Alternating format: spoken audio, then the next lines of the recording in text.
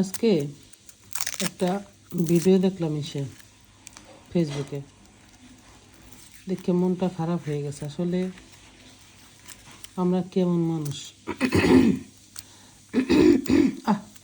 একটু কথা বলতে গেলাম, গলা আটকে গেল, হইলো। যাই হোক,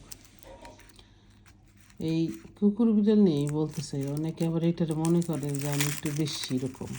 যাই হোক, বেশি রকম হইলেও কথা অনেকের বললে মানুষ সাবধান হয়ে যায়, মনে করাই দিলে ভুলে যায় মানুষ। মানুষের ভোলা খুব সহজ।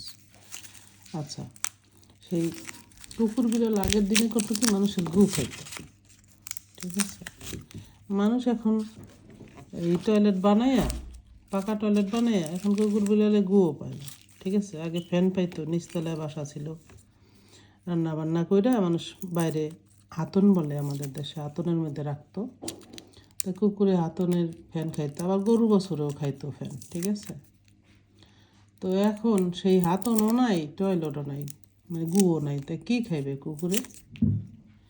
মানুষের বোঝা উচিত, চিন্তা করা উচিত। আমাদের ভিতরে একটা জান, কুকুরের মধ্যেও একটা জান, ঠিক আছে, বিড়ালের মধ্যেও একটা জান।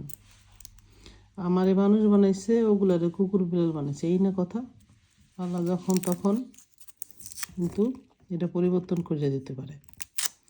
তারপর সবচাইতে বড় ব্যাপার, এখন তো মানুষ মোবাইল চালায়, মন চাইলে একটা অ্যাপ ডাউনলোড করে, অ্যাপ ডিলিট করে। তো ওইরকম মানুষও কিন্তু আল্লাহ এরকম যখন তখন ডিলিট করে দিতে পারে, ধ্বংস করে দিতে পারে।